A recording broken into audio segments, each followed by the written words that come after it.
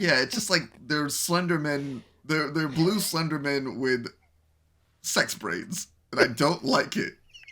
And I really don't like it. Sweet Christmas. Shout out to my birds.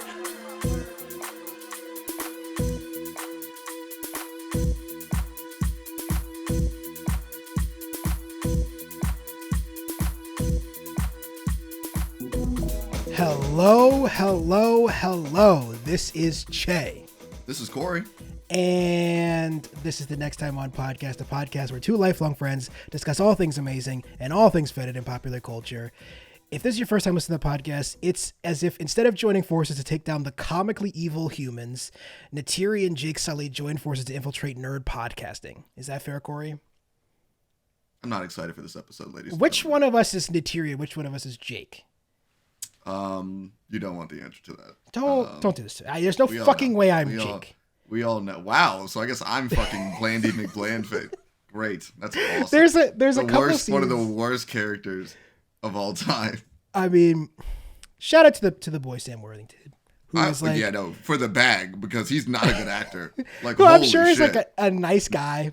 Oh, I'm sure. But That's like a bad man. If you Google Sam Worthington, just to be clear, the performances that come up are as follows: Avatar: The Way of Water, Avatar, Clash of the Titans, Avatar 3, The Shack, Wrath of the Titans, Terminator Salvation, Man on a Ledge, Fractured, Hacksaw Ridge, The Titan, Avatar 4. That man has been in 0 good movies and continues to make tons of money.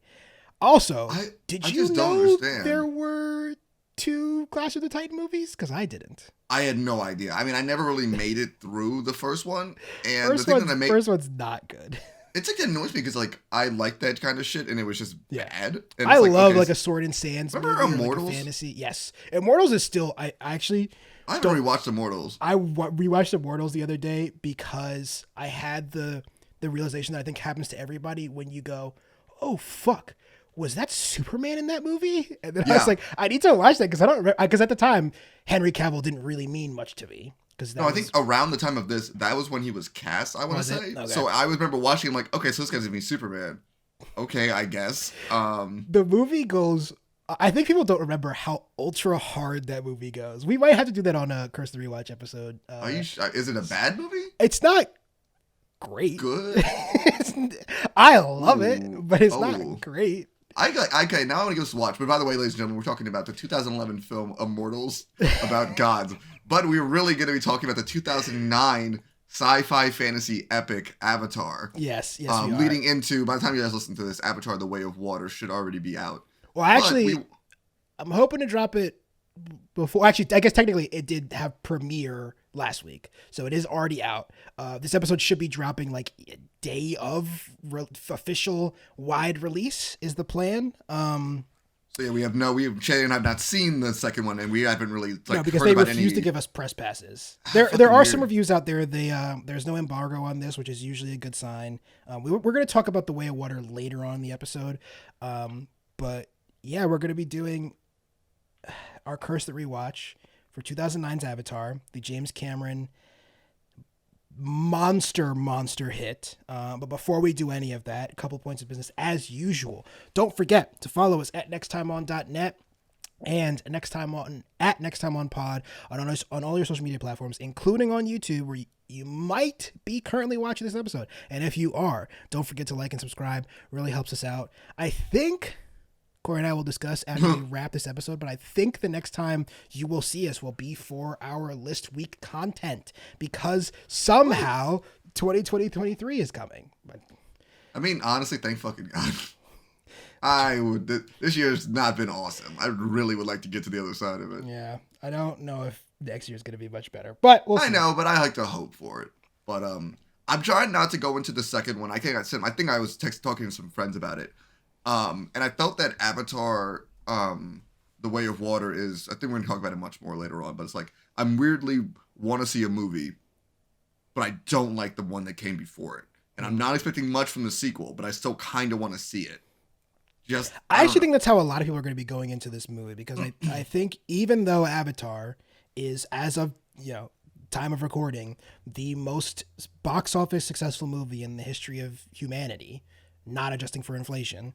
I don't think a lot of people have really fond memories of it, or any memories at all, which I actually think is gonna come in handy for the second movie, because I think if a lot of people remembered Avatar, there wouldn't be a huge rush to the theater to go see it. Go see the second one. It's over 10 years old at this point. 13. And I realized, Che, before this episode, did you watch Avatar between your time you saw it in theaters or the first time I've seen Avatar 4 times in my life. Oh my God. In 2009 in 3D in the theater, and I walked That's out fair. and I went, okay, I don't really get why people went to go see this movie 4 times, but here we are, and 3 times in the last month. So that's the number of times I've seen Avatar. Hey, Che.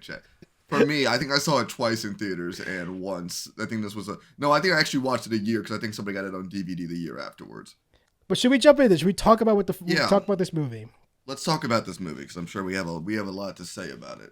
All right. So first up, what is this movie? Which is, we've covered a lot of it, but 2009 Avatar, written and directed by James Cameron.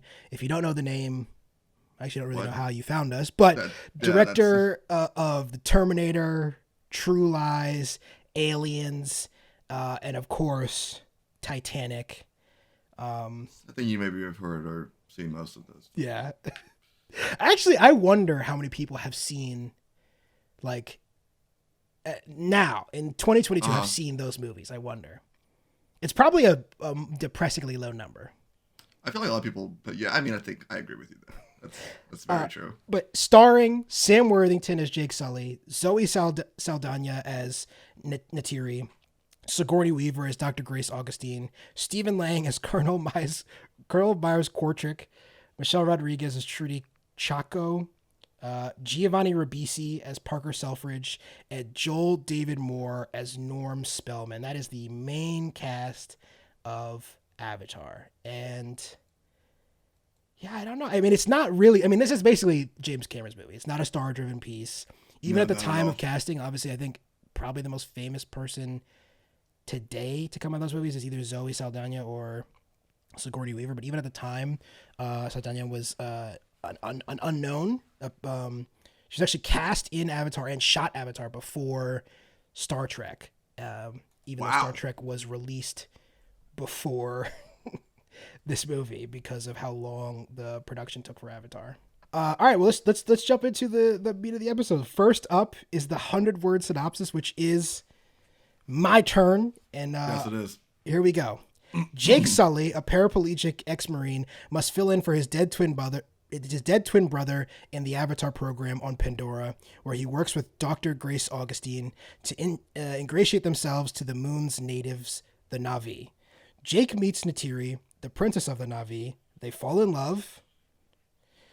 Then comically psychotic boogeyman, Colonel Kortrijk, rages war on the Na'vi and their sacred home tree, at which point Jake reveals he has been sent by the evil humans to infiltrate the Na'vi. Then he conquers the Turek, so they accept him back, and they defeat the humans, and Jake becomes a Na'vi permanently. I think I covered all the big bullet points. I mean, I think you did too, and I mean, you honestly made it sound more complicated than what the story actually is. Actually, I think you probably could do a 50-word synopsis for this, and you probably would be fine. Well, I could have. I'm actually curious the experiment about how short of a sentence you could make to describe this movie. That should have been the challenge for this. It could have been If you've seen Pocahontas, you could just say this is Pocahontas in space, or this is Dances with Wolves in space. Or Fern Gully in space. Or Fern Gully. And I think my favorite of these, even though it's probably the worst, can you guess what my favorite of these movies is? The White Savior movies? Oof. Isn't it not Last Samurai, is it? It is The Last Samurai. Movie's so fucking stupid. I love it. But Ken Watanabe is cooking his ass off in that movie. That's so good. Yeah, there was a long history of movies like this. I mean, it's obviously a story. It's a trope that we've all. It was a trope. It was like overly done. Yeah. By it's like way too far done for this movie, to the point where it's like this is the avenue that you wanted to explore this story with a shitty love story. Yeah, I actually think in a weird way this is sort of the end of the white savior movie. I don't really know if we've gotten many quite like that since. I can't think of any, at least. Nothing as egregious as this one though, because like I mean, like everyone who's an alien is also a person of color, which is it is weird how on the nose the casting is, to the point of like, was this intentional?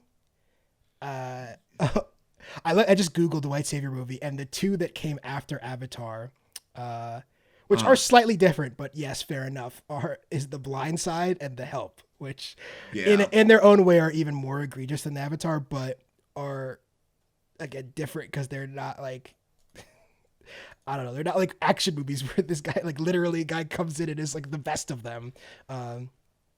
Although I still can't believe The Blind Side was a thing in 2009. So crazy. People like that movie. Won Sandra Bullock an Oscar, I'm pretty sure, right? I know. I think very, very true.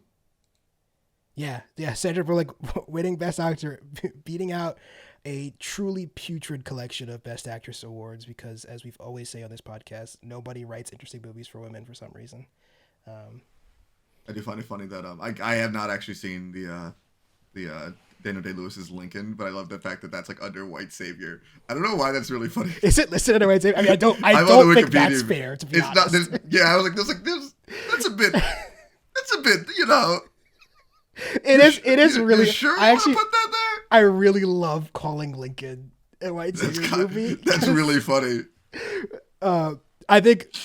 I mean, Steven Spielberg's Lincoln, which is a movie that I respect more than I enjoy.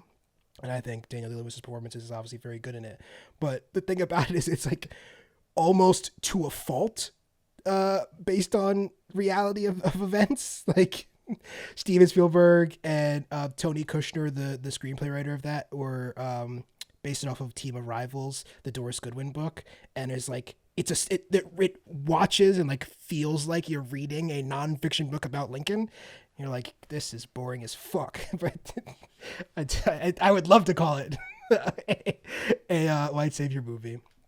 All right, next up we have, is Rotten Tomatoes right? Rotten Tomatoes, 82% from the critics and the audience for this movie. A very, very well-reviewed movie. I think almost certainly our highest reviewed movie on the Curse of the Rewatch. I don't have the stats on that, but I'd be surprised if it wasn't. It certainly far outstrips our last movie, which was, of course, House of the Dead, which came in at a whopping 3% on Rotten Tomatoes. This is the thing, that the most we've jumped back to back and forth.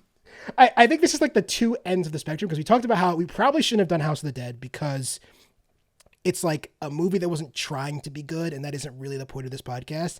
And then Avatar is a movie that's like way more beloved than anything else we've ever done. Yeah, and originally though, the Metacritic score for this originally was 83%, so I think it's pretty in line with Rotten Tomatoes. I think people who write about and cover movies really, really love Avatar for a number of reasons. One, this is obviously a much better viewing experience in theaters than it is at home. Of the 4 times I've seen Avatar, only one of those was in theaters. I did consider, because I knew we were doing this podcast, going to the re-release that came out earlier this year, and then I thought to myself, no, it's not worth it. No.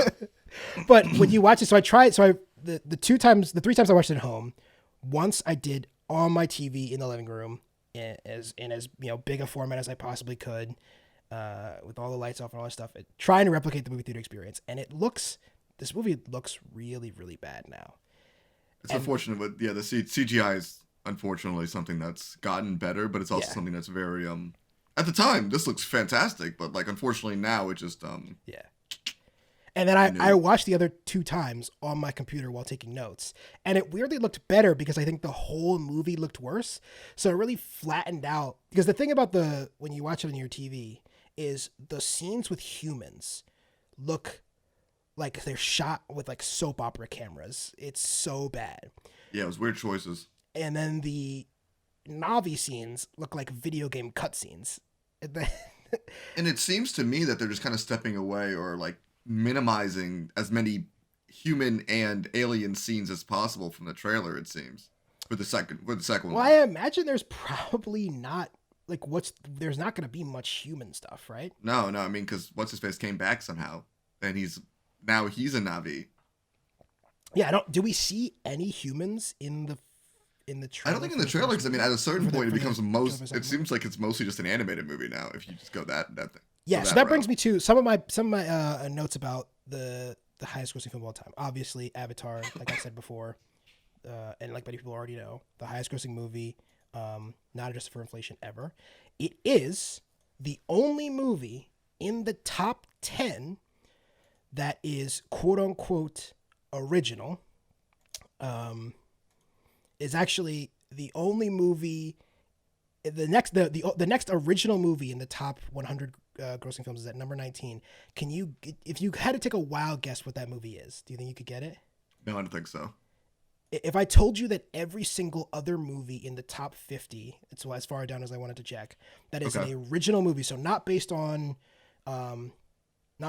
previous existing IP or a sequel. If I told you every single one of those movies was an animated children's movie, would that help you out? No. I honestly, my brain's broken on this. Number 19 is Frozen, which is again that makes sense. Next, it is essentially Avatar at number 1, a bunch of IP and sequel movies all the way the next 18, including, didn't realize this, number 8, The Lion King, not Lion King. The Lion King in 2019 got all the way up to number 8, which is crazy. Jesus Christ, that movie was fucking horrible. Terrible movie. Terrible. This is worse than Avatar. It is. Obviously, the numbers of this are boosted by 3D sales. If you account for just ticket pricing, this is the 28th highest selling movie of all time, and is the only movie in the top 25 from the aughts, which I think is really interesting because, as of course, this point right before the explosion of the superhero movies, which is for the most part these like superhero movies, and of course the return of Star Wars and reboots of classic fare like Jurassic World, like The Lion King, and then number 10, Furious 7.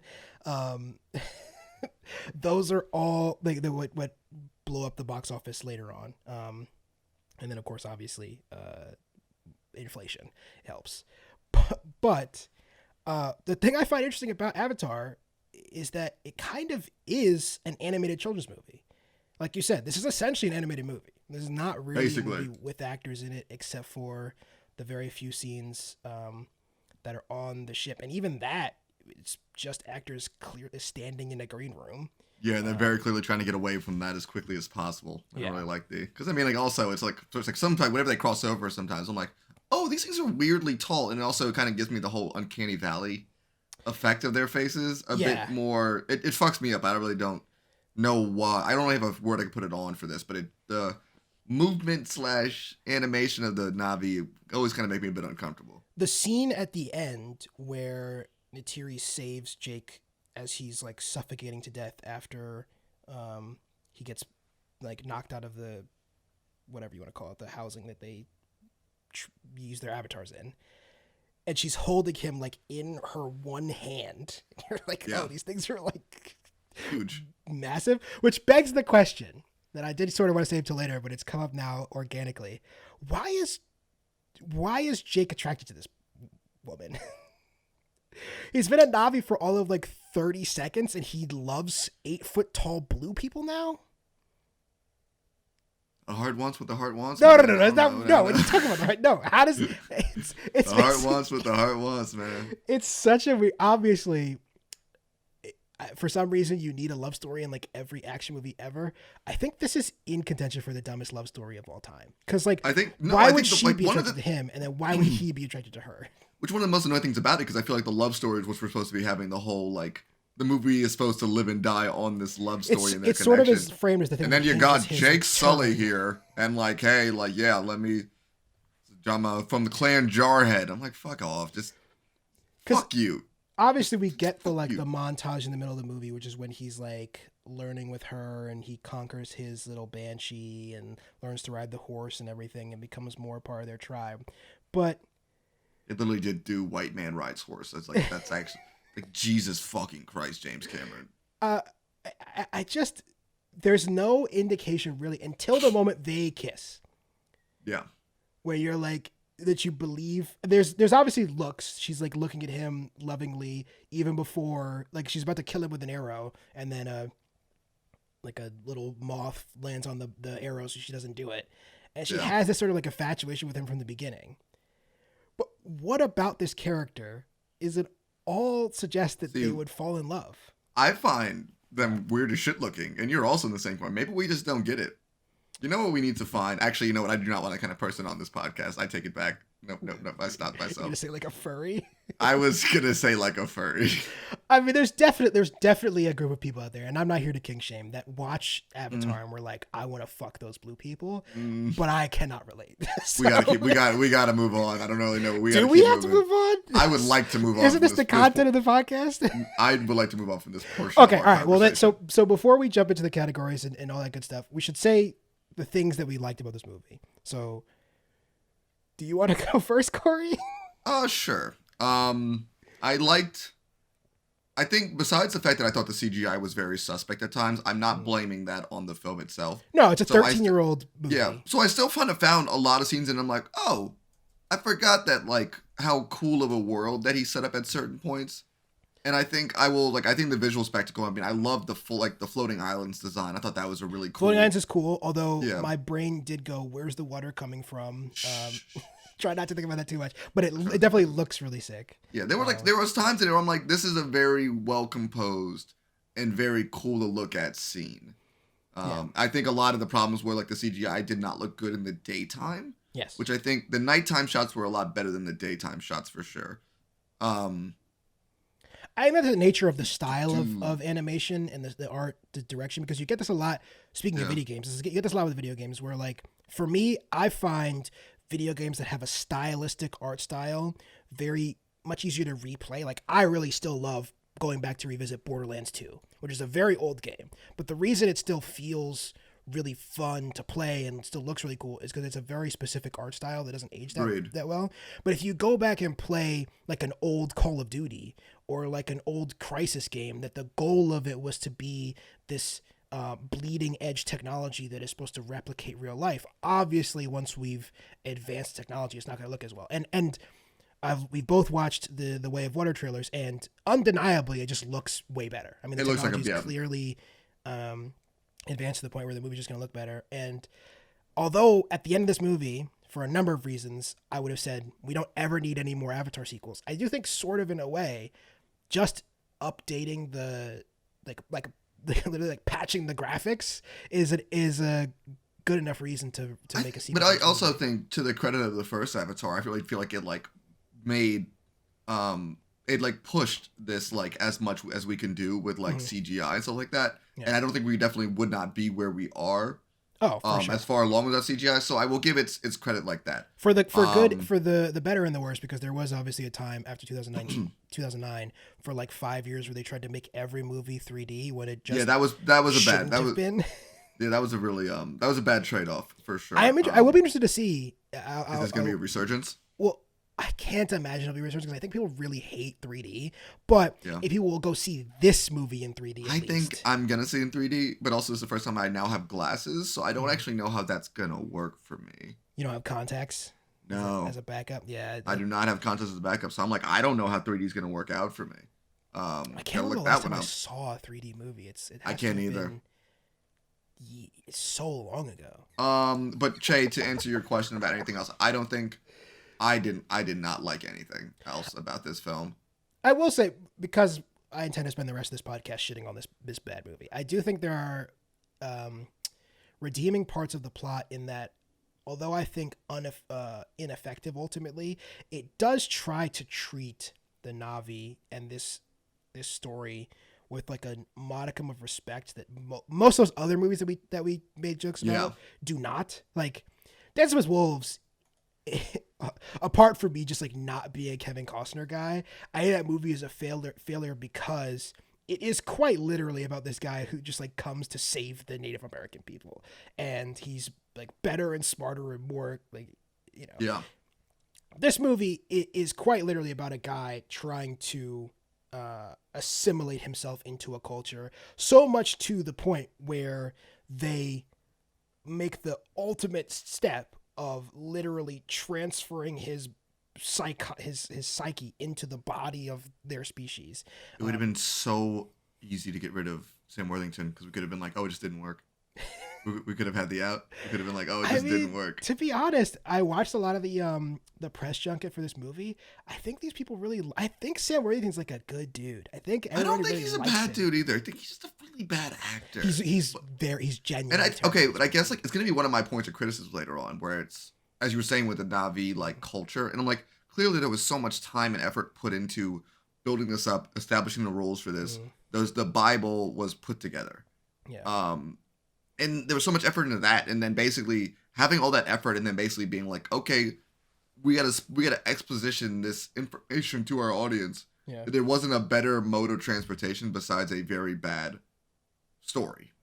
And I think ultimately what I get so disappointed with this film, we're supposed to talk about the nice things, but like I'll just talk about the movie in general. I mean, I don't think we have like a ton of nice things to say about it, so we'll just talk about the movie. Yeah, like I think this what disappoints me the most is just like all of this effort and work and all this shit is just dragged down so much by the fucking writing. And there's no story. There's not a good story here. And I think that's what annoys me the most about Avatar, where I don't really like the world that this exists in, but I can't acknowledge that I think some of it is cool and some of it's like, and I like looking at it and getting the information into this world. And this is the best world building tool / medium. And it just kind of like, it just annoys me because it very clearly, like, he's like, it feels like it was put together in a fucking month. Yeah. The story. But like, and all the others, it took like 30 years to make. Exactly. It's like you've been sitting on this for this long and this is the story you want to tell with it. Like, well, I think on like the second and third viewing of this movie, what I kept thinking to myself is like, I don't really get why we need this narrative vehicle of the avatars. Like, why couldn't this story have just been a two-hander between Grace Augustine, the scientist who's like embattled and she's trying to do good work while being surrounded by, again, comically evil human beings who on one hand just want to like rape the planet that they're on for money, or more specifically unobtainium, and two, just seem to want to murder blue people.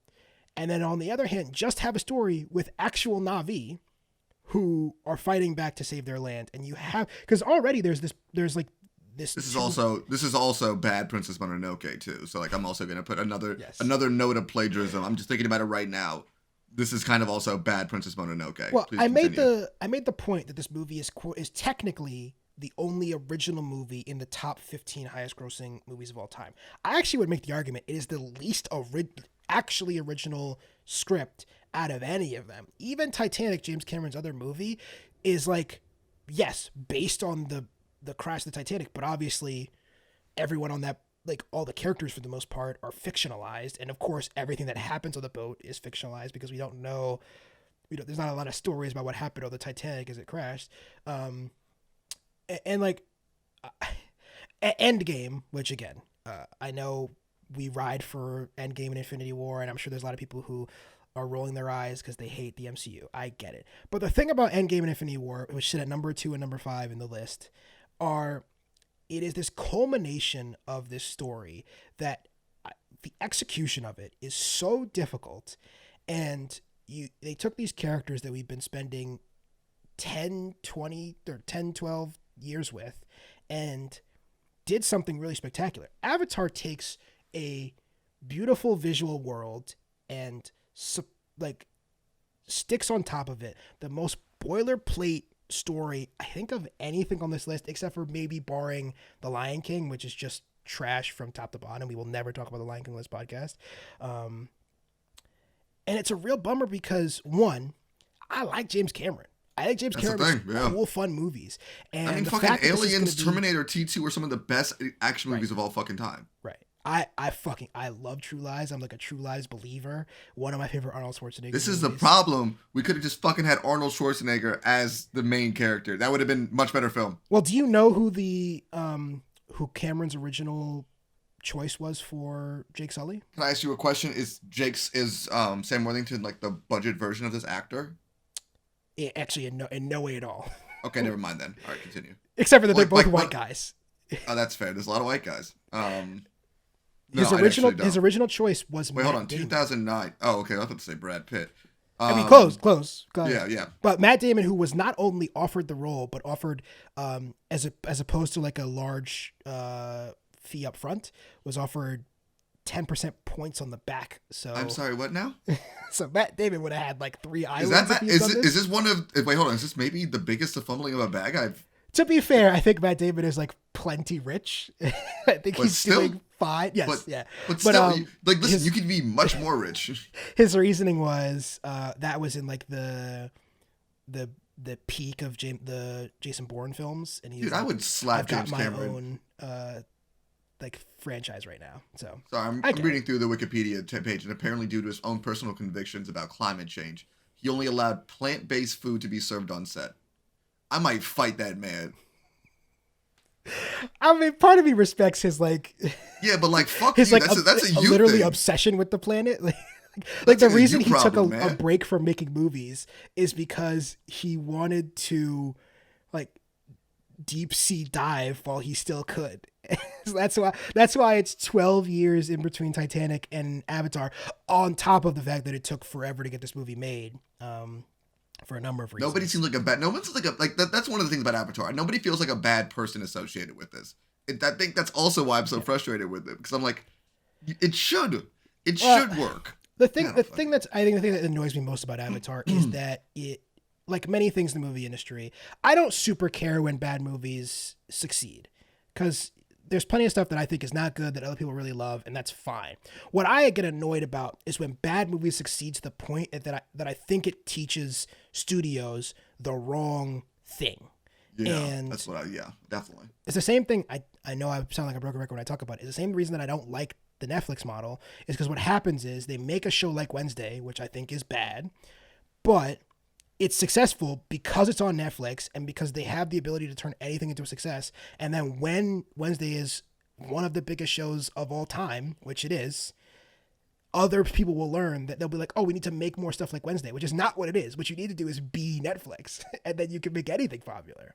So the things that we've learned from Avatar, we already talked about the fact that they made like 5 years of every movie came out in 3D so that you could bump up your box office numbers. I think that was a terrible lesson to learn from this movie. I don't think any movie besides Avatar and that one shot in Captain America looked good in 3D. I also That was a cool shot. it's one cool shot and one cool shot. pretty fun movie like to look at, and then that's it. Everything else wasn't necessary. I still remember going to see fucking The Hobbit in 3D and Oh, that it sounds being like horrible. unwatchable. I'm like, there's like little fucking hobbits bobbing around in like That's not fun for barrels, anybody. and you're like, what's happening? I can't see anything. It's all blurry.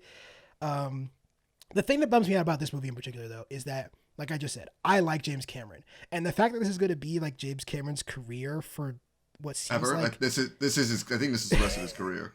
I mean, maybe. I mean, right now he's not like he's 70, and he said that he's always said that he's going to die making movies. He's going to make them until he can't make movies anymore. Right now, we only have, and I say only, 4 more years of movies planned. So in 2026, maybe it'll be the end of James Cameron working on Avatar and we'll get another movie. But I don't think we'll ever get anything half as fun as Terminator or... Which makes me sad, because clearly he has a very good sci-fi, like a very good grasp and understanding of like cool sci-fi stuff. Which, I mean, that's another hand, like on this, it's just like, why wasn't this better? Because he's We a say very that, but creative it's individual. entirely but- possible he's just lost his touch because he has a large part in Alita Battle Angel, as not as the director, but as the writer. And that movie Well, was yeah, I mean, no, I think he's like, garbage. that is also true, but like I think he also is a writing critic. 'Cause I mean, I know he optioned that comic in the 90s. So I think he's like basically just kind of had his his toe dipped into that for like a long time. So I don't know. He likes weird big eye shit though. But Che, we need to take a break though. We're pretty deep into this episode. We got a lot of things to talk about. Yeah, we'll be right back after a break. You don't know my name, do you? Is it Stanford? I should just kick your ass.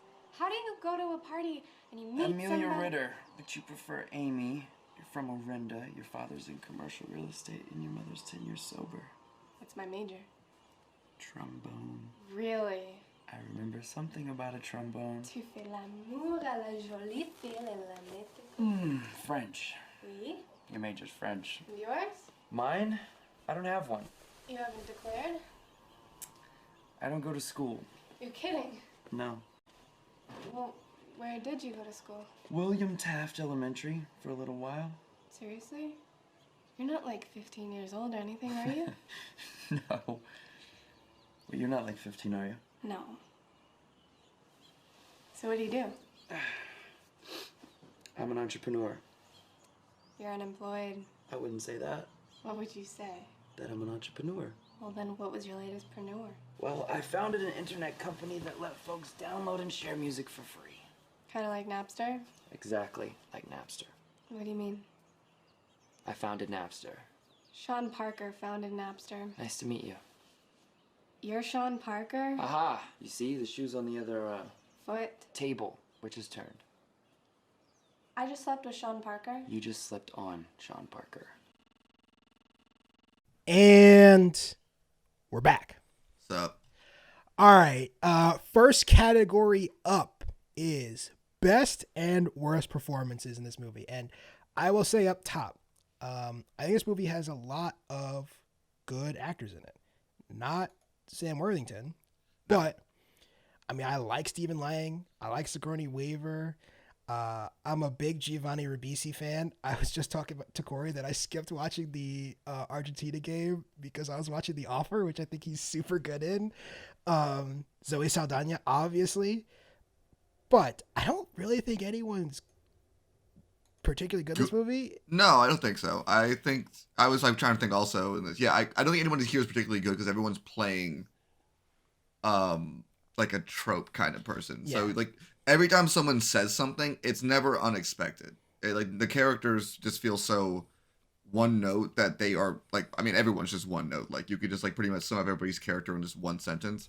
So it's really hard for an actor to really work with that, I guess. And I almost for best performance picked our boy Mother's Milk from. I did notice that was him. Didn't know. Obviously, had no idea who Laz Alonso was in 2009, but was very interested to see that he plays. I think it's Sute. Who's He's like he's mad cuck guy. I mean, we've fucking seen that in so many other like Disney movies too. Like there's always a guy that kind of character.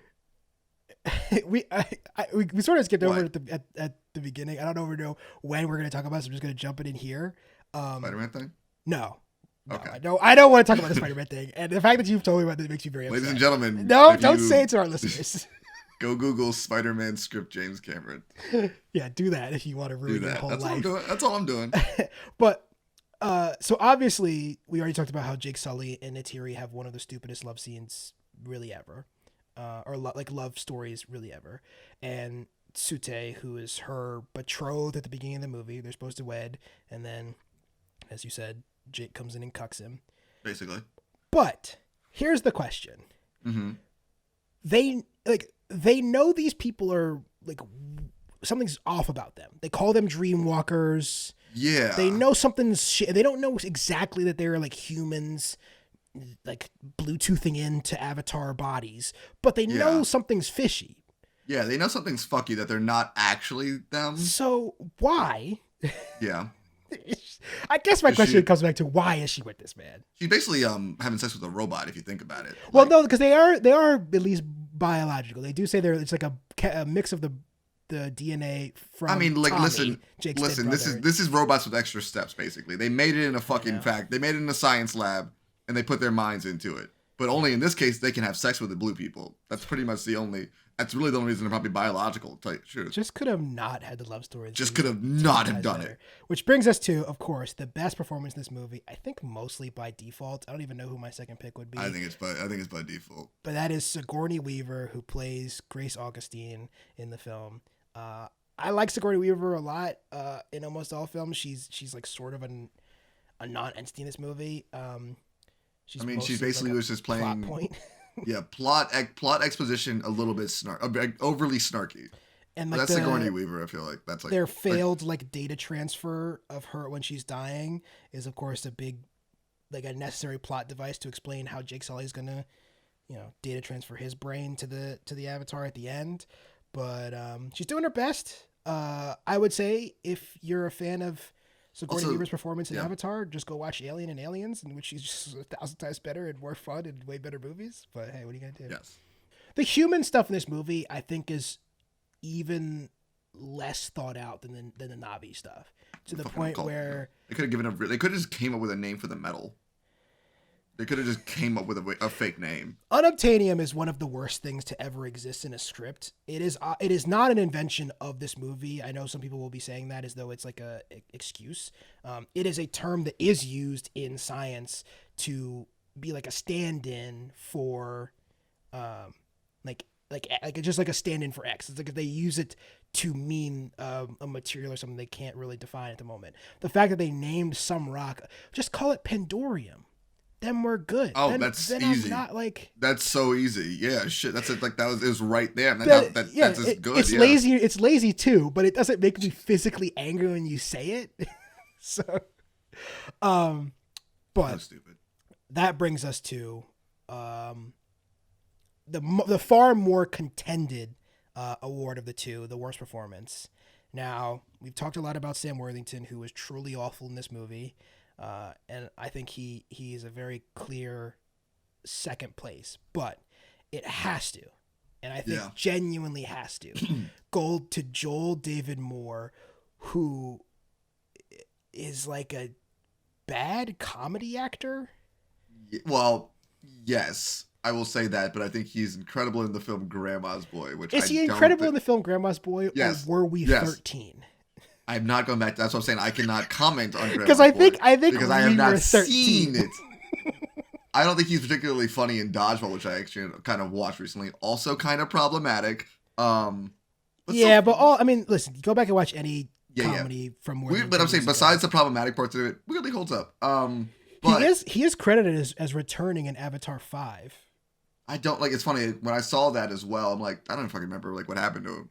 I straight up forgot. Well, no, he's one of the few humans that gets to stay on Earth, and we see in the last shot he is in his avatar body, which either means he's made the transfer too, or he's just like hanging out in his little I guess hibernation tank. One of the good ones. Basically, one of the good ones being Jake Norm, the Indian guy whose name I don't know. And that's it, right? I think that's the guy. Hey, listen, that's the guy from Inception. All right. Sure. Okay. Great. That's all I know. I was like, oh, it's like the guy from Inception. I wonder what he's up to. Yeah, I just have to say, this movie. I think Moore is just he's so out of place in every scene. There's a couple scenes that are just him and Sam Worthington talking to each other, and it's like hard to watch cinema. It's almost unnerving how bad they are as actors together, because Joel David Moore does actually read like nerdy scientist, but he like is almost too much. He's like, I believe this guy in real life is a nerdy scientist.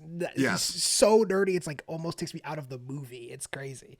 It's like very much I'm like, oh, you're the kind of guy at work I would not want to talk to. But like in real life, that's annoying. But in a movie, I'm like, this is even more annoying. And also, he has no character arc. So he's like, he was mad at me. He got over it. I'm like, okay. It's like in a voiceover. It's so funny. I'm like, it's so funny. I thought there was I hated how much they yada things in this movie because it was so fucking long.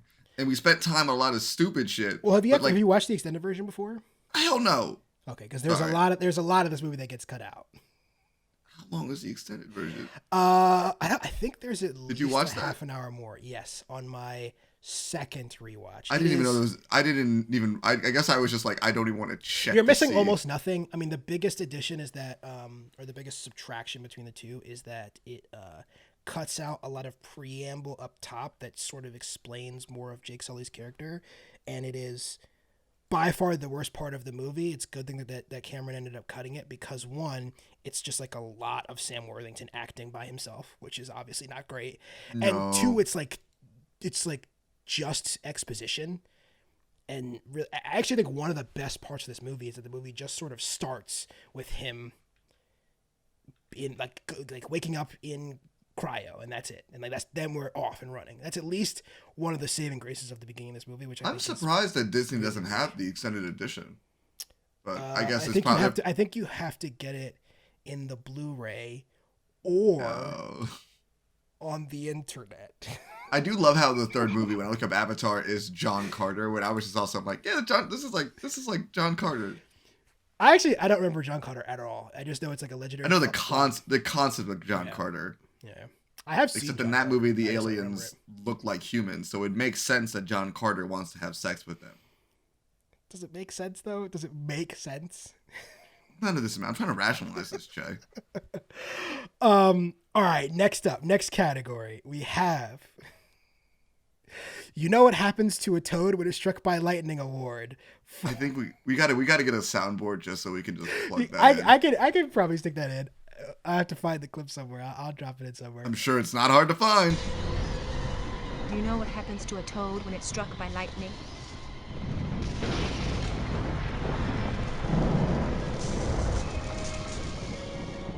The same thing that happens to everything else. This is the award for the worst piece of dialogue in this movie. Surprisingly difficult to like pick just the worst piece of dialogue because most of the movie is just really bland and boring. But we've pulled out 5 clips. I'll run them down top to bottom. We'll start at the first one, which is Jake Sully in his opening monologue. A week before Tommy was meant to ship out, some guy ends his journey for the paper in his wallet. Why are you saying his role? You're saying the lines with a lot more effort than / emotion than he does in the film, and it's kind of annoying, Jay. I'm trying to get that SAG card. Yeah, no, that's for it was. A week before Tommy was meant to ship out, some guy ended his journey for the paper in his wallet. It's like a joke of a noir film is how that line reads. And also, it's like, yo, dude, your brother. It's like also comically weird how everyone's so mean to him about it, or like just so unlike. Like they're offering him a job while his brother is being cremated.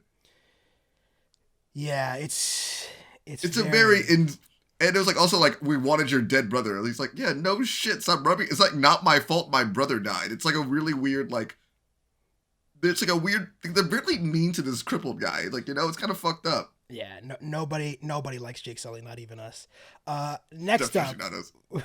Next up, we got Grace Augustine. Speaking of the scene that Corey was talking to, where people are bullying a guy because his brother died.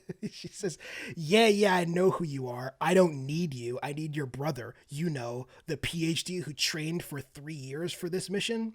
Holy exposition, Batman. I mean, wow. The weird thing about that exposition though is they just told us the same exact thing though. Yeah, it was like needed. Yeah, I was like, nah, like you told me about, like, I understand why he's here. You'd be like, yeah, I know, like I wanted your brother here, but you don't need to be like, why am I dunking on you about the fact that you're here? It's like, don't fucking use him then. Well, the at least the explanation they give, which I sort of buy, is that the avatars are very expensive. I can understand that, but why was he the only one who went in with those 2 scientists that one time? There was like a good 20 to 30 Avatar people. Yeah, we see more people. We never really go. I think the answer. We never go back to that. You know that, right? Like, but I think the answer is that those people are also very expensive movie wise. That they couldn't really have the. I'm sure that basketball scene cost a lot of money. Oh, it is a very good point though. What happens to all of the rest of the people that are in the avatars besides? It seems like a lot. It seems like 3 of them kind of fucked up up the mountain, and then like there's still like, I guess, scientists, I'm assuming. Yeah, because the colonel complains about the avatar program writ large. So I don't think it's that like some of the avatars are in part of like in his military. I think everyone that's in an avatar suit is a scientist that's working for Grace.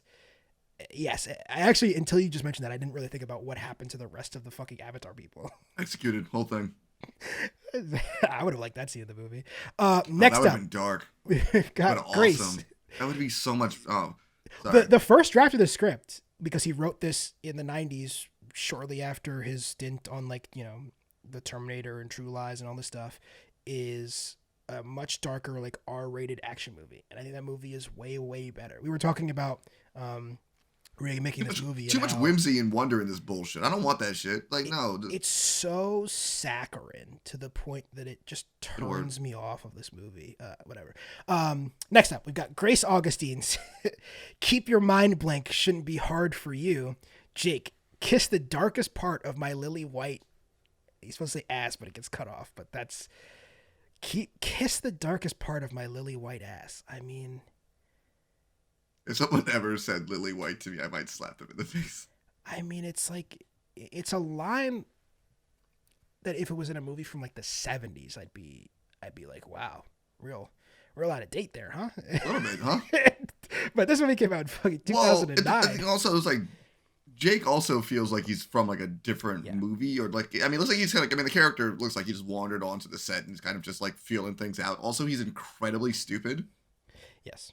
Like aggressively stupid. In the beginning of this movie, he does a couple of the dumbest things I've ever seen, including the part where he gets brought into the Na'vi village, and it's clearly like a hostile area. They're not happy he's here. They're really annoyed with Nateri that she's brought another outsider, because they know the Dreamwalkers, as they call them, are fucking like some not to be trusted.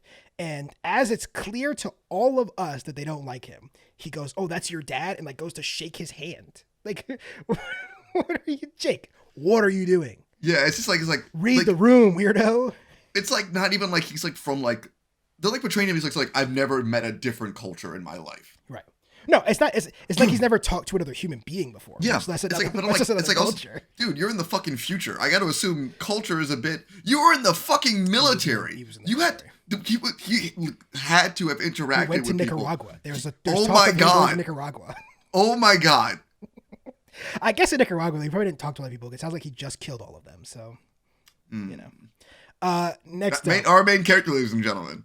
Next up, we've got our boy Jake Sully, who describes himself as a warrior of the Jarhead clan, which I think is supposed to be a joke. I think it is. I think we're supposed to laugh at that as the audience.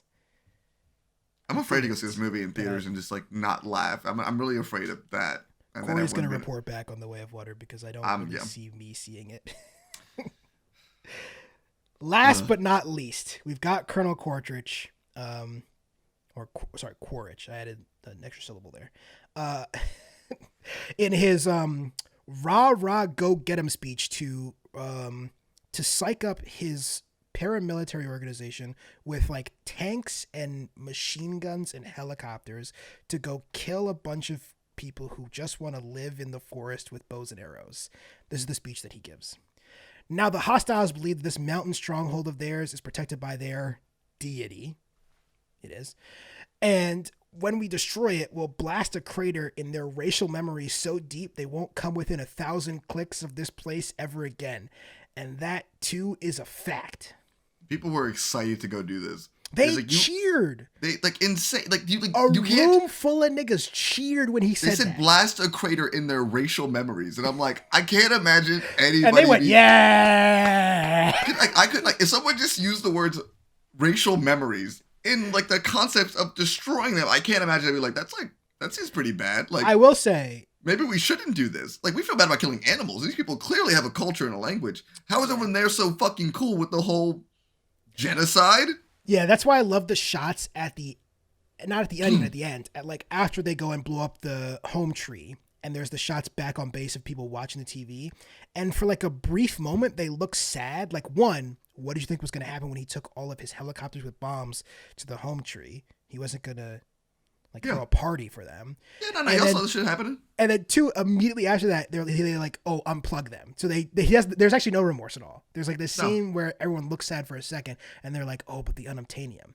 But I will say, I do believe, one, because of all of the history of this country, and two, because I've met human beings before, that one of the more believable things in this movie is that the American military would very happily go to a country full of natives who really have done them no harm and kill them all and steal all their precious metals. So which I guess also doesn't help. That does surprise me a little bit, actually. I guess also they're also all mercenaries, so I guess maybe that's a bit more believable. So we talked about this off air, but the one of the first interactions we have with the military in this movie is two soldiers laughing at Jake Sully because he's in a wheelchair. They call him Meal on Wheels. Which isn't even like, it's not even a clever joke. It just has the word wheels in it. And I think it's really also interesting to me too with like the colonel. Like they're not the military. They're like privatized security. Yeah. And Jake's like, and the guy's like, "Can you tell me what's going on?" And I'm like, why are you like being so cool with this dude like right now? And I'm like, it's really weird. He's like, I'll give you your legs back. I'm like, I feel like they probably could like find a way to like. Well, that's the thing. that. We can grow whole creatures that you control with your mind, but we can't get this man legs. Seems wrong. I mean, I guess the implication is that we can, but another thing I believe is that the American healthcare system has abandoned the veterans in their time of need after they come back from Nicaragua with no fucking legs. That I also buy. So fair enough movie. That is the thing. It's like in a very ham-fisted, truly unoriginal, not fun to watch kind of way. This movie has a lot of compelling humanitarian ideas, and obviously James Cameron is a very conscious person and sticks a lot of stuff in here about like colonialism and the way that we've destroyed the planet, as you know, in conjunction with the capitalism and the whatchamacallit, the like military industrial system and all that stuff. But man, just wish this movie was good. We've talked about this before. Just because I agree with your movie's politics does not make your movie good. Also, you this thing called subtlety, or at least like not slapping me in the face with how comically evil the bad guys are. Yes, yeah. The evilness in this movie is like over the top and ridiculous to the point of really turning me off. I do think subtlety isn't always necessary. I usually prefer a movie that is subtle and has not always necessary, but I mean like the bad guys in this movie are just like, you're so evil. It's not. Yeah, it's like you like seem like you get off on this. Like it's weird. Yeah, Stephen Lang's character is like Stephen Lang's character and the head of the corporation or whatever they're. Yes, Sterling. Perkins, yes. Whatever the fuck. All right, let's run down some of the worst scenes in Avatar. Sure thing. We've got the opening scene, which we talked about already, which is like Jake Sully wakes up. I guess he doesn't wake up. They just like bring him to the coroner to check his dead brother's body, and then they like pitch him the job as they're cremating his brother. Yeah, insane. I mean, like, you know, timing. They really didn't have to do that in the same scene. They really could have just been like that and then cut to them talking or like at a dinner table or some shit. Just not or in the midst of my brother being cremated. Right. I don't think we need to watch his brother get cremated. That's the thing that's even weirder about it. It's like, I'm not sure it was necessary to do this. Like, it's like the whole, like, I get show don't tell, but you're literally telling me. Right. Literally telling me. Like, literally telling me. It's okay. We don't, you know. There is a couple of lines in that scene that feel like they're from a different movie, and if anybody's watched the extended cut, you'll understand those are the few lines that Cameron thought had to be left from the part of the movie that he chopped out, because that is the part of the movie that is more extended. In the extended cut is the beginning. We like meet Jake Sully more and all this stuff. So I find that part of the movie, I have to say, I think the worst part of the movie is the opening hour by far. Yes. Yeah. It takes a long time for the ball a long time for the ball to get rolling in this film. The middle act isn't great, but it doesn't like offend my sensibilities. I find it really like, I don't even really know. I find it like just boring, I guess. Yeah. And it's like mostly forgettable. I mean, you're about to see, I have 2 scenes I picked out from the opening 20 minutes, and then a big jump because the rest of the movie is just like so forgettable. But speaking of the opening 20 minutes, the next scene I have is I think this is the peak example of Jake Sully is a moron, and this is when Jake Sully wakes up as his avatar for the first time. That scene annoyed the shit out of me because he's just like bumbling around, and it's like, hey, yo, sit down. He's like, I'm okay. And I'm like, what are you doing? Like, I was like, what's wrong with this man? They just had him to sit the fuck down. And he just like, they're like, Jake, new body, chill. And he's like, no, I got it, guys. I got this. And I'm like, okay, but also I'm not trying to, like, if this was a real scene, wouldn't his, like, him using his legs kind of maybe take more than 2 seconds to kind of kick in?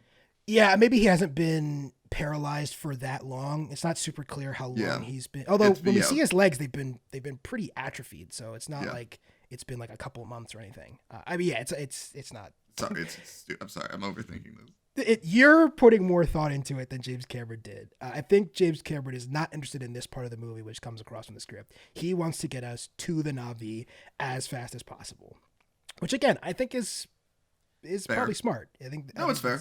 Yeah. All right. Next up, we have. This scene is like structurally fine. I actually think it's like pretty okay. My issue with it is I don't like doing this. I think nitpicking like sci-fi and fantasy movies and like the logic around them is really stupid. But why would this be a thing where you have to like go fight the banshee and then you like it's the banshee scene where he goes and claims his banshee. But the way you have to do it is you like beat the shit out of them and then you plug your weird brain into it and now Weird it's yours brain thing. forever. It's so weird. It's weird. Super weird. Yeah, like I was like so it kills him and then he gets it doesn't really like And then it leads into I think probably the first big set piece of this movie, which is the flying sequence, which is I think juxtaposed with the claiming scene. It's actually probably one of the better action set pieces in the movie. I think so too. And I think the only thing that ruins it is Sam Worthington's annoying ass voice telling it to fly and just undercuts it. Just it's not his fault because he's like Australian, No. but my man's accent is big bad. We could have just made him Australian. It is actually a very good point. There's no reason he has to be from America. Also, the other thing is we could literally have gotten any other actor. Well, they tried Matt Damon. He was like, "No, I want." And that was it. And like Matt Damon, Sam Worthington, it's like that's fucking it. Shit. What if this movie was Will Smith instead? Well, we've already seen what that would look like with Aladdin, so I think we're all kind of better off with less blue Will Smith in the world. Yeah. When will you be watching Emancipation, Corey? Shut the fuck up. Why is he making that movie? What do you Why mean is he it's done? doing it to us? It's done. What do you mean? Why is he making I it? get. That You're right. movie's- Why did he make that movie? Because I think it's just more like I should have done Django, and I think maybe this is what it stays up thinking about sometimes. I actually think there's no COVID if Will Smith had just done Django. Okay, next scene. All right. Next scene. I think we're both going to be in agreement that this is the worst scene in the movie because we've already talked about how much we hate it, but this is Jake choosing Neytiri. It's got some of the worst dialogue in the movie. It was hard to pick out a specific line for the pass category, but basically one of my favorite parts is when Neytiri, in the most like high school crush way ever, starts listing all the other women that Jake could now, like, I guess, arrange marry. But she's like, now that you've become part of the tribe, you get to choose a woman. And then she says, like, I don't remember the Navi's name, but she's like, Tasha's a real great singer and Sandra's a great dancer. And he's like, It's like no, you've I've already heard her. chosen you. Like, oh my god, fuck off. It is. This is the same James Cameron who wrote Titanic. Did he write? I don't know if he wrote Titanic, but I think so. well, this is also the same James Cameron who's been writing stories for 30 years. Yeah, although I do think, I mean, I'm not a Titanic guy. I don't really like Titanic, but I understand it's like, its appeal and I understand its impact on the culture. But the movies of his that I really like don't have love stories in them. No, I mean, honestly, the worst thing about the first Terminator was the fact that like that love story, and it's just like, I honestly always forget until I go back and rewatch it. I'm like, oh right, there's in like, a long sex I scene. thought this movie was just about like like shooting people in the face, and then there's like a pretty graphic sex scene in the middle, It's weirdly graphic. and you're like, oh, that's right. I guess that was sort of the deal though in the 80s. If you had an action time movie, you also travel, needed to have a sex scene. Yeah, and also time travel bootstrap paradox. It's just like, as a child, that also broke my brain because I was like, how could his friend, if he sent it back into... See, don't show your kids time travel movies. It just fucks them up for 30 years. Which movie is more confusing time travel paradox wise?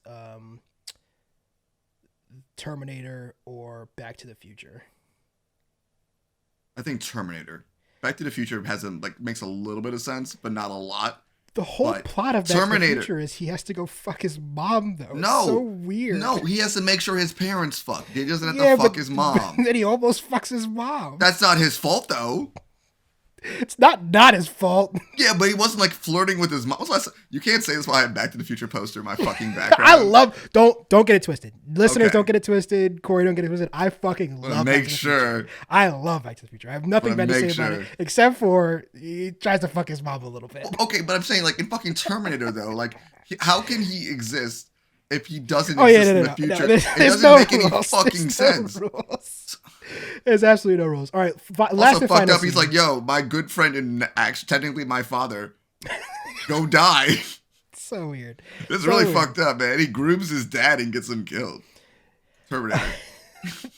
The final scene in the list, and this for me is the peak of the white savior part of this movie because it is real like the natives are dumb vibes, because this is when he conquers mounting Toruk, and his arrival at Awa, where the Na'vi have fled after the destruction of Home Tree. And the secret to conquering the thing that the Na'vi people is like, it's like their boogeyman. It's like their devil, really. They have like shrines to him in their home of like, you know, like don't come and kill us, please, sort of things. Is to attack from above. Nobody ever tried to attack from above. That was nobody ever had that idea besides good old Jake Sully. Apparently not. Yeah, and then his arrival. This is basically the 8 hours after they like excommunicated him, because it turned out he's a white man inside of an alien body who was sent there to infiltrate them. 8 hours later, he lands on a giant orange pterodactyl and walks through a crowd of them, and they're like praying to him. It's so fucking weird. Yeah, especially because you're building up how like actually intelligent this entire culture is. I mean, I think that's the whole point of it. It's like, they're not actually savages. They have their own customs and ways, which some of them are kind of fucky, but like it's still like it treats them with like some kind of intelligence. Up until this point in the movie is actually like relative, as we said, and I don't relatively understand respectful of the Na'vi people. And I'm not gonna fucking remember the character's name, but Zoe Saldana's avatar, Natiri. Like then she forgives him immediately. I'm like, no, you were in the right to be mad at this motherfucker. Like you don't have to forgive him. Like that's what's annoying part to me. I'm like, I was wondering how they get back together at the very end, and she just forgives him immediately when he gets off the dragon thing. And I'm like, no, that's no. Not just her though, but obviously all the people like praying to him is questionable at best. But our boy, whose name I've already forgotten, from Mother's Milk, he's just like very deferent to him, like immediately. Yeah. And, to the point at which he lets him lead the military. Like he stands up moments insane. after this and like gives commands. And they're all like, yeah. We're like, what the? This Also, guy literally time out. 8 hours ago was enemy number Also, one. Was he speaking in English when he was giving those commands? Yeah, because he tells him, he says to him, I was Is he the honor actually, if you like- translate it for me. Okay, got you. I just want to make sure that Because was despite the fact that Jake Sully is supposedly respects their culture and has been fully integrated, does not speak their language, as evidenced by the trailer for the second movie, in which there's no Na'vi being spoken. Would you want to listen to an entire movie in Na'vi? No, though? but I mean, I do. what's no, the I agree with you, explanation? though. Yeah, I agree with you. But like, holy No, shit, I would but I'm not saying want to sit through that 3 hours sounds of like Na'vi, hell. but yes. Should we move on to our the Oscar Yeah, category? Jeff? yeah. Next category. I mean, so do you have? We actually didn't pick worst scene or worst dialogue. We sort of placed through. I think we both agree worst dialogue is the Lily White ass thing, right? That's pretty bad. Yeah, that and like the beginning of like how like careless he is about his brother's death is still so insane to me. Do you have a pick for? I think the worst sex scene, the choosing, the choosing scene. It's just like weirdly one of the more, even now today, when I said the movie looks really bad, one of the best looking scenes, because I think the setting it is really, is, and like really like beautifully rendered. But holy shit, it's so stupid. it's just like the hair, and then he also used that same hair on both the dragon thing and the horse thing. Well, it would And then be this also- like if I don't know. if every time you needed to do anything, like they use their hair to like talk to the tree and ride the birds and the horses. It would be like if anytime you need to do anything, you had to stick your dick into it, basically. It's like you got to start your Toyota Camry, you got to put your dick in the ignition and let's go. I was hoping you weren't going to say that, but then you did say it. I mean, it is essentially what the win is about, right? Essentially, yes. But I hate it. Oh, no, it's awful. It's awful to watch and think about, but I really hate it.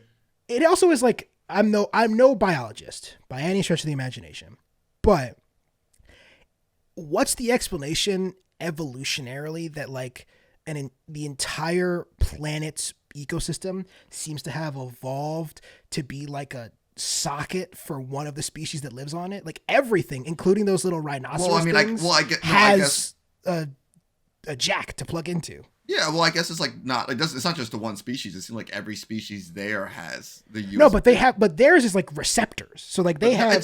Well, let's not. I don't want to think about this anymore. It's like I hate the fucking little hair, like when it fucking tangles together. That is the worst thing that anyone had to animate, and it's gross. Like we didn't have to do it that fucking way. Yeah, I do think show it that way.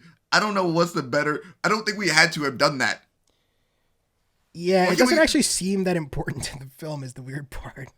Like maybe like them like touching heads or some shit like that, and that would have been fine. But no, weird shit. I will say I think the choice of like we've already talked about the design choices of the Na'vi are just very strange. I think they're a really poorly designed. I think they're creature. I think they're ugly. And we've got 5 more years of this. And even though they look better in the trailers for the new one, technically, I think actually the better the technology gets, the more I hate looking at them. Yeah, it's just like they're Slendermen. They're blue Slendermen with sex braids. And I don't like it. And I really don't like it. All right, I don't like looking at them. Like I don't like looking at them. We could have just had them be blue or just like something that's not hideous. It's funny because like those weird fucking things from like Star Wars Attack of the Clones, those like white things. It's like that but blue. And people want to fuck that. I think I'm king shaming at this point. James Cameron, who maybe he didn't have a ton of say in these things, was certainly not for Aliens, because of course he only directs Aliens, not Alien. But he is part of, I think, 2 of the best designed sci-fi franchise ever. I think the Terminator is one of the best looking. Even today, if you go back and watch the 1984 Terminator, it's such a terrifying monster that he's creating in this movie. Arnold Schwarzenegger 1 is just like a perfect casting, but then when you just like get the metal stripped off him, the red eye, it's great. It's the only thing in that series that I think has become one of the worst series going forward. But one of the things that's really lasted is that Terminator character is so great, and the alien in Aliens is so great too. It's one of the most iconic looking creatures in cinema history. And the Na'vi, they just suck so much. It's just so hard. It just sucks to look at, man. I don't like it. All right. Next up, normally we would have the must-win Oscar category where Corey and I try our best to give an Oscar to a truly terrible movie. I think on House of the Dead, we both gave it to like costume design or something. That category didn't really seem to fit here because Avatar, not only nominated for 9 Oscars. Use the correct Avatar on this. Sorry. Nominated for 9 Oscars on the night, which is tied with The Hurt Locker for most nominations, but actually won 3. So picking one Oscar seems silly, especially because the obvious answer here is visual effects. Yeah, absolutely. But we thought we'd take a little bit of time just to talk about the 82nd Oscars because it is a big part of the legacy of this movie. Obviously, famously nominated for Best Picture, also famously lost on the night to Catherine Bigelow's The Hurt Locker, James Cameron's ex-wife. Also lost in the Best Director category to Catherine Bigelow. And like I said, picked up 3 Oscars, including visual effects, cinematography, and Best Art Direction, which has since become basically the production design award. and I guess my thoughts on this movie are I was shocked at the time that it was nominated for Best Picture, but it was like a global phenomenon. And as of time of recording, the Golden Globes for this year have come out. Avatar is nominated. I suspect, like I am pretty confident that Avatar: The Way of the Water will be nominated for Best Picture. Will it win? Boy, I hope not. There have been some really great movies come out this year. And if either Top Gun or Avatar win, I might stop watching movies, I think. No, you won't. You're not going anywhere. I know, they got me hooked. It's too bad. But let's talk about these 82nd Oscars. I think it's a really interesting year for movies. 2009, both sort of a bleak and a really great year. As we already talked about, The Blind Side. Did you realize The Blind Side was nominated for Best Picture, Corey? I had no idea. Here, let me run down the Best Picture nominations for you. It did solve racism, so it did solve racism, so it's fair enough. We had to do that twice though with Green Book, but listen, hey. I still like Green Book. I know it's not a racially complex movie, but I think it's really fucking funny. So what can I say? It's just I think people are just the Oscar. I think if it didn't win an Oscar, it would have been. Yeah, it's ridiculous that it won Best Picture. That wasn't the best movie of that year by any stretch of the imagination, but I think it's really funny. Racism. It's like Avatar solved generations. I'll stop. The Best Picture nominations in that year are as follows: we have Avatar, The Blind Side, District 9, An Education, Inglourious Bastards, The Hurt Locker, Precious, A Serious Man, Up, and Up in the Air. Corey, do you remember how many of those movies do you remember? Because I would say, surprisingly, I think a lot of times you go back and look at movies, the Best Picture nominations are, there's a couple of them, and then you're like, that's a movie that existed. I actually think a lot of these have stood the test of time in a way. Yeah, I think I'm definitely over half. I mean, I truthfully don't really know An Education. I never saw A Serious Man. Neither have I seen Precious or Up in the Air, but I've seen all the other ones. So I absolutely love An Education. As anybody who listens to the podcast knows, I am a Carey Mulligan stan. I think it's one of her best performances. I think she is basically robbed blind by Sandra Bullock in The Blind Side for that award. Precious is fine. I think it's just like, okay, Lee Daniels is okay. But on the night coming in, it really seemed like it was The Hurt Locker or Avatar. And as I think I said up top, I don't think either of those movies deserve to win Best Picture. Inglourious Bastards and A Serious Man are two of the best movies of the 2000s. I think A Serious Man is my favorite Coen Brothers movie. The more time goes on, I know that's blasphemous. They are the guys who brought us No Country for Old Men and The Big Lebowski and Fargo and Barton Fink and Inside Llewyn Davis. And it just turns out they're fucking incredible filmmakers, but I love A Serious Man. I think it's so good. And I think we talked about this before. We're both in agreement Inglourious Bastards is the best Tarantino movie, right? Or did you have a different pick? This is on the spot, but I think I thought we had talked about this before, so maybe I probably will agree with you there. Not my favorite, but I think it is the best one. What's your favorite? Your favorite Fight Club? What just happened there? Pulp Fiction. That's what I meant. No, Kill Bill Volume 1. Kill Bill Volume. All right, fair enough. But of course, Hurt Locker comes and wins Best Picture, and Catherine Bigelow takes home Best Director, which was, I think, in a lot of ways, a like Academy fuck you to James Cameron for when he got on stage at winning Titanic and said that he was the king of the world. And it's one of the more reviled is strong, but it's the only word I can think of right now. Somebody beat him. Somebody beat him recently on like what's the worst thing you can do on a stage at the Oscars. So Yeah, but not during accepting an award, at least.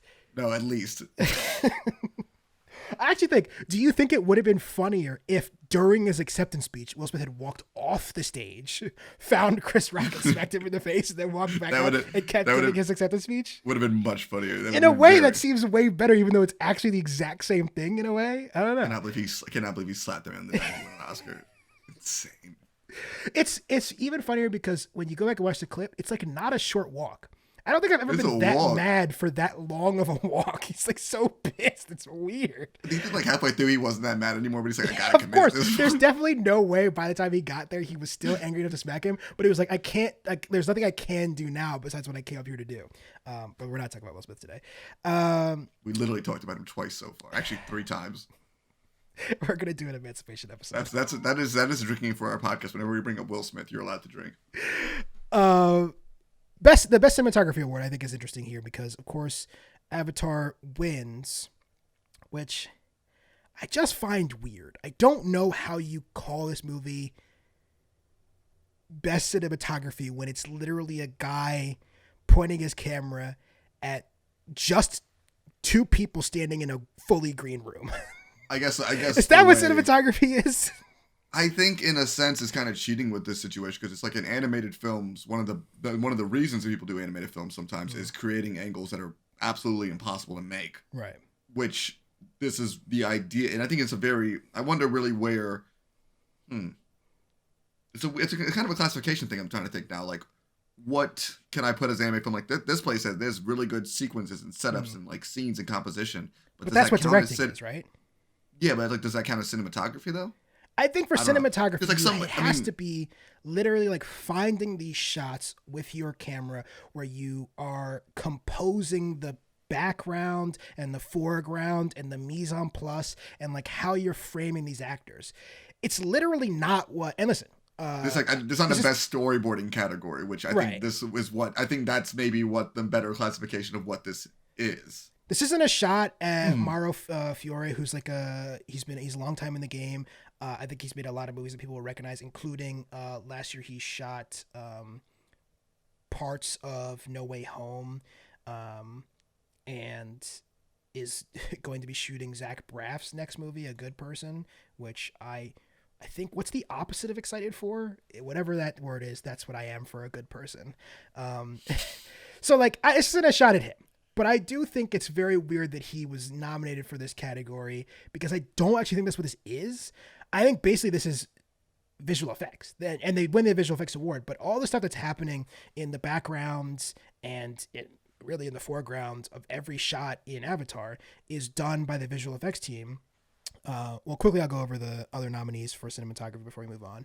We've got Harry Potter and the Half-Blood Prince, which feels crazy. I love Harry Potter, but those movies are not good and they're not and the well Half-Blood made. Prince? Whatever, man. I don't really remember that one specifically. That's so the worst one. I don't remember them, so I can't really argue with you. We've got obviously Barry Ackroyd for The Hurt Locker, Robert Richardson for The Inglourious Bastard, which I think for me is the clear winner here, and Christian Berger for The White Rabbit, which I think is the movie that won Best Foreign Language Film. No, it didn't. It is a German film, very good. You should watch it, but it lost that year to the Secret in Their Eyes, which I don't think I've seen. I will add it to the list. It looks interesting. Sorry, I got distracted there. But last but not least, on the Avatar 1 awards, we've got visual effects, a much smaller category here in that they nominated only 3 movies. We've got Avatar. I'm not going to read the whole team. Apologies. It's okay. It's fine. It's okay, Shay. District 9 and Star Trek. Now, obviously Avatar is a like technically legend, like pushing all the boundaries, a legendary film. Do you think now, in the year 2022, if you go back and watch those 3 movies, do you think that's the best looking movie of those? Visual effects, I will say yes. But I think maybe I haven't seen District 9 in a very long time. Because I was gonna say District 9 still kind of fucks. I still really love that movie. I think I got to go back, but I think at the same time, Jay, though this changed. No, I'm not. Yeah. I said at the top. I think this had to win visual effects. I agree there. It's just as we've said, it has aged, I think, worse than a lot of those movies from that year. Even if you go back and look at 2009 animated movies, the other movies that came out that year, a lot of them are still way more watchable than Avatar is. For example, Coraline is still. Well, I think that's also we're kind of going back to the whole conversation about stylizing things, though, right. which is like Coraline. I'm looking at it right now. Coraline, Fantastic Mr. Fox, Princess and the Frog, and Up. I mean, but like Up, I mean, that's kind of what Pixar did intentionally. Where Corey, don't some, leave out my boy 9. I'm looking at best animated feature film. We're not talking about 9, Shay. 9 is animated. But it wasn't best feature film that year. Oh, I thought you were just talking about just all the movies that came out. I didn't realize that was No. But I'm like not saying. I never saw Secret of Kells, where the fuck that is. But like Up, kind of like they all had their specific styles, which kind of keeps them as being classic. And this doesn't. And There's Star Trek. There's a reason you can watch Toy Story, which came out 14 years before Avatar today, and it still looks really cool, and like really still beautiful. And watching Avatar today, maybe it was better in theaters. Again, I did not go see the re-release in theaters. I watched it on Disney Plus, which I think is where most people watch it, and then I watched a 4K copy of the movie, and both just look really bad at home. They just don't work.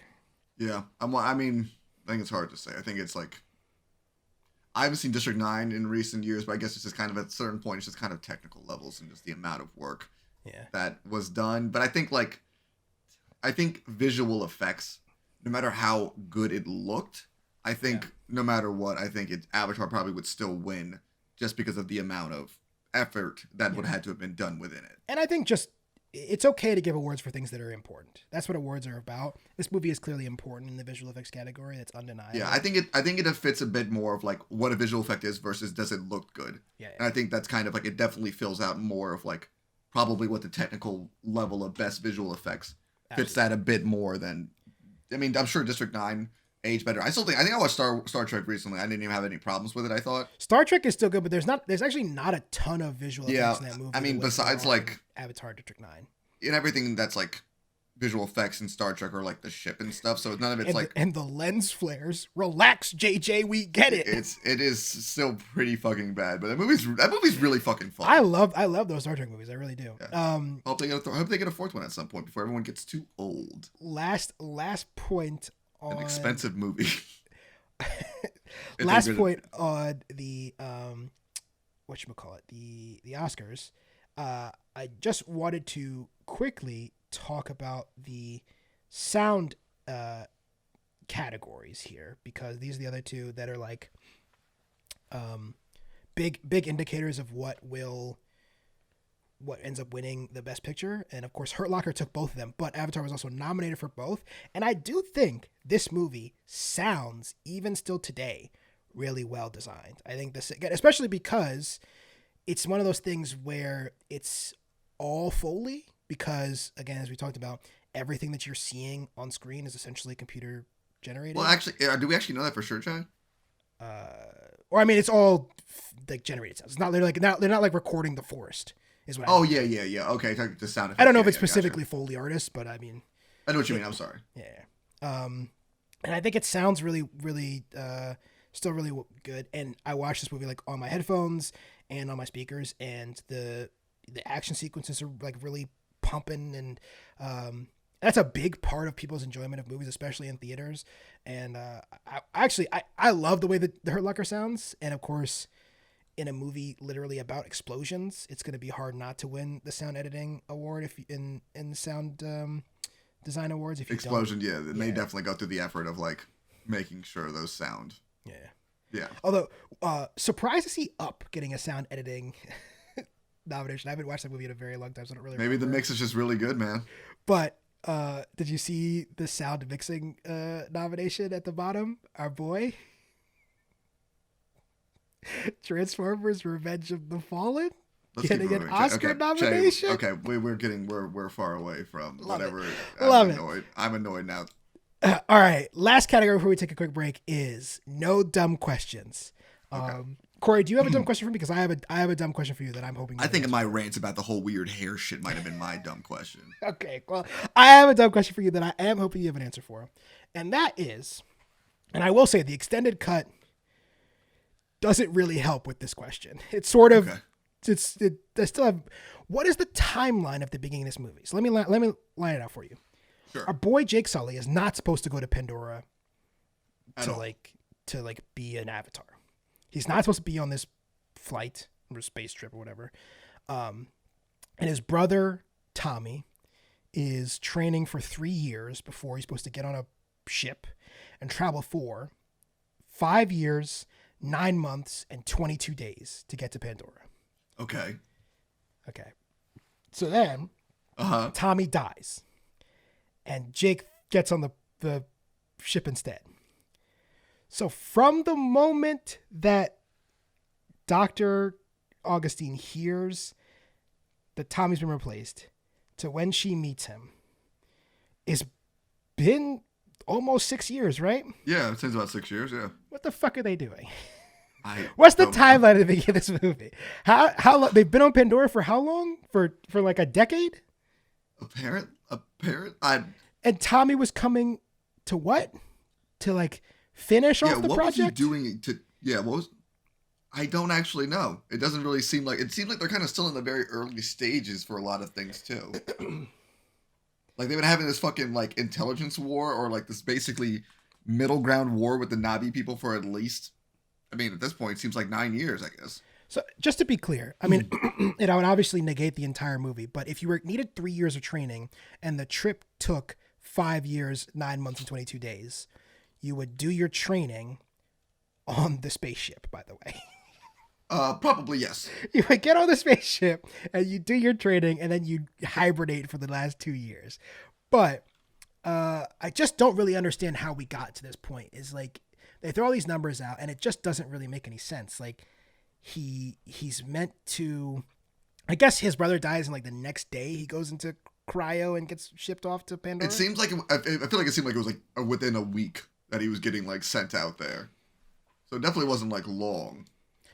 And they supposedly I'm grow on the Avatar Wikia just trying to figure out if I can get a timeline. Well, but they grow the Avatar on the ship, right? So it takes, That's true, yes. It takes about 5 years.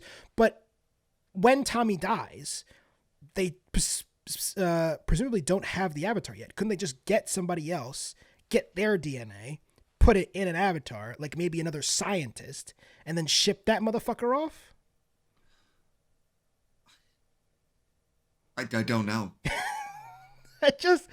My point is, this movie should not have been about Jake Sully. It should have been about some guy from MIT who's replacing the tragically departed Tommy.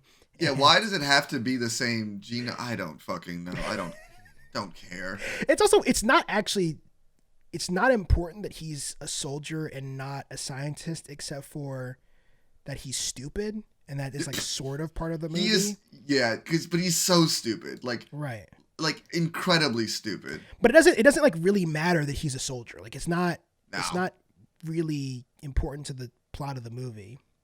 Except to give him action sequences in the very end. I think that's really the only reason. Yeah, but even our boy Norman shoots a gun, and he's not a fucking soldier. Yeah, but yeah, I guess like what kind of being a soldier teaches you how to jump on top from a dragon on top of another dragon's back. I mean, like, listen, like that's. I don't know a lot about the Marines, but I don't think. I think it's also just another like him, like Jake Sully basically being like John Carter, where John Carter also was a veteran. I don't Should we remember watch so John much. Carter after this? You want to watch? I John don't Carter? know. Maybe it actually feels like a better version of this. Man, do you have any other poor dumb questions man. before we take a break? I don't think about the hair shit no more. Okay, we don't have to. We'll take a quick break and then we're going to come back and talk about The Way of Water. We came here not to make enemies. No. We came here to make new friends. Those of you who are last will soon be first. And those of you who are downtrodden will rise up. Yep. You know where to find us? And we're back. So All right, so normally we'd remake this movie for the year 2022, but one, they're going to make like 7 more of these, so that seems silly. And also, I actually tried really hard for like way longer than I want to admit on this podcast to put together like an interesting writer, director, cast combo to make this movie. But I think to make the thing that I believe, and there's going to be lots of people who listen to this and lots of people who will go see the next Avatar movie who won't agree with this. But I think to make a good Avatar movie, you need to make an entirely different thing, because I just don't think Pandora is interesting. So I don't think here we are. yeah. I think to me, a lot of it as well is I don't really like the whole idea of the Avatar part, I guess. Well, luckily That whole, that's like, gone.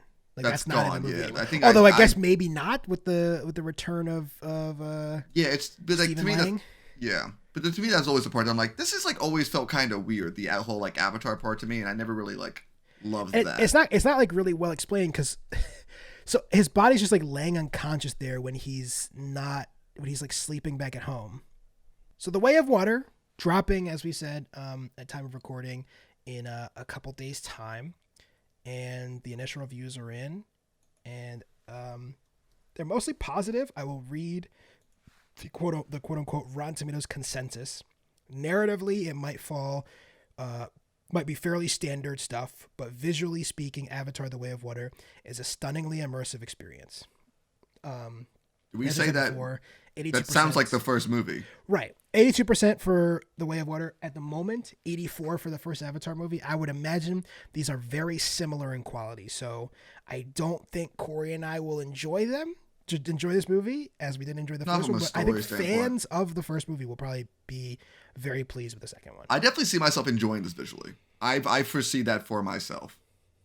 But I don't think I'm gonna like the story again. I guess I don't. I just don't love the world. I just don't love the world at all. Yeah, I'm trying to think is there a movie that I've thought is like visually pretty but narratively flat that I enjoy. Like there are movies that to this day, I have a Blu-ray collection sitting right here that I buy movies that I think are beautiful, but all of them I also think are like fantastically written movies. Like I have First Man, Phantom Thread, 1917 to name a few. I can't think if I've ever seen a movie because the thing is for me, if the narrative is flat and uninteresting, which I think Avatar is, I just have no way of connecting to the movies, and especially if the acting is bad. And I think the acting is so dog shit in Avatar. I don't have a very similar. I don't really know if this count. Okay. Oh, I know. Tron Legacy. I think that's. See, I don't really like Tron. So I don't like. I think it looks like, cool. I think the vibe of it is good. There's a very good vibe of a film, but I think as a story, I think it's fucking hot garbage. If you could cut all the scenes in Tron of Olivia Wilde dressed in her Tron outfit, okay, I would watch that. Wait, hold on. You want it out of the Sorry, film? yeah, no, I just want. Oh, you want the cut of that? That. You're just a pervert, guys. Yep. Corey, I just said 20 minutes ago. Stick your dick in a Camry. I said those words out loud. Yes, I know you did. It's just those scenes with the Daft Punk soundtrack, and I'm like, this is the vibe. I guess. Let me swing you back to Avatar real quick. Yeah. So of course we've sort of joked a few times and hinted at that. Of course, Sigourney Weaver and Stephen Lang are returning to this movie, which is weird because they die in the first one.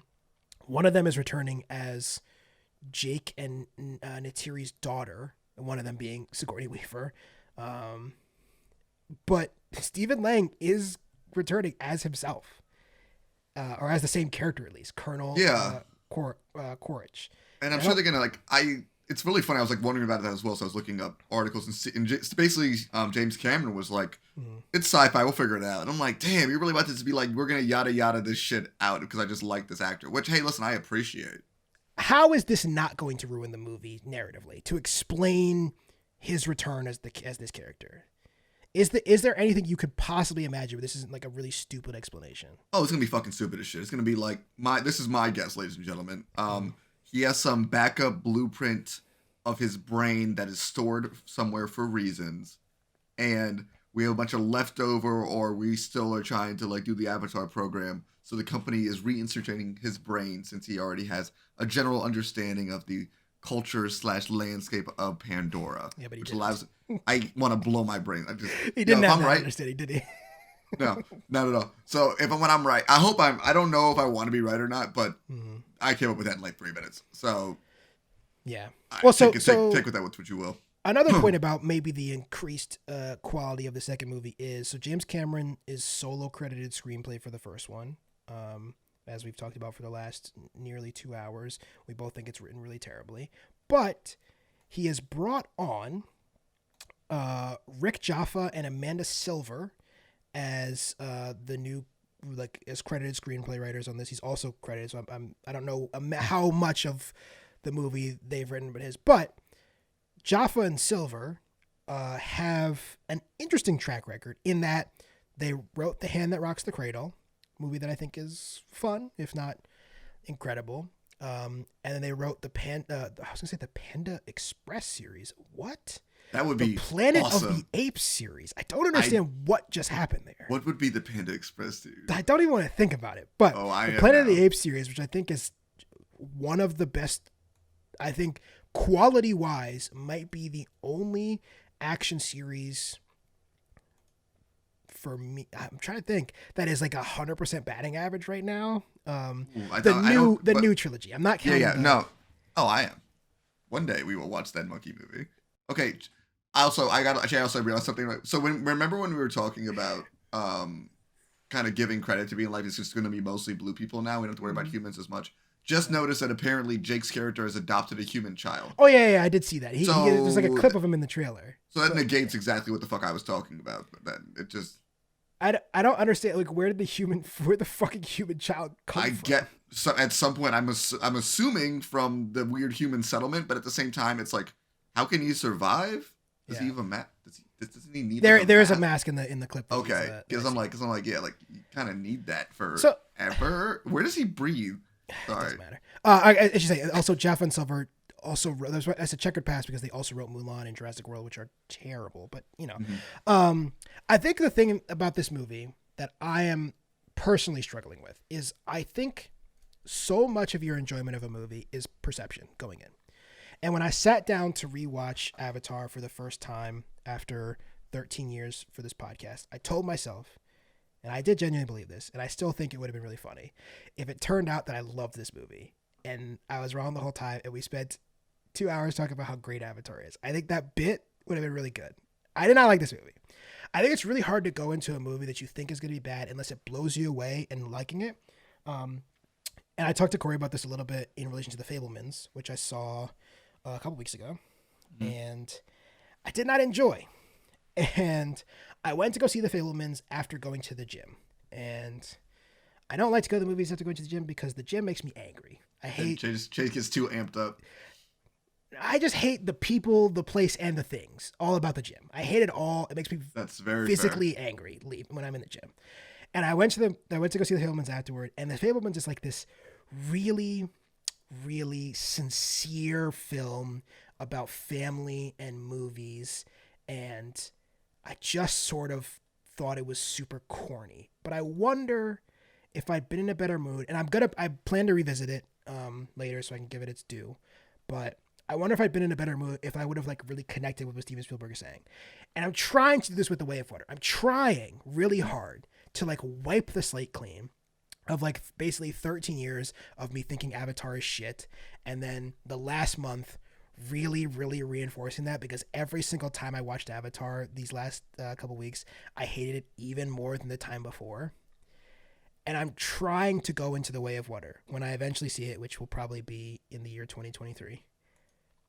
And like, I want to find a way to enjoy this. Do you have any recommendations for me, Corey, how I can do this?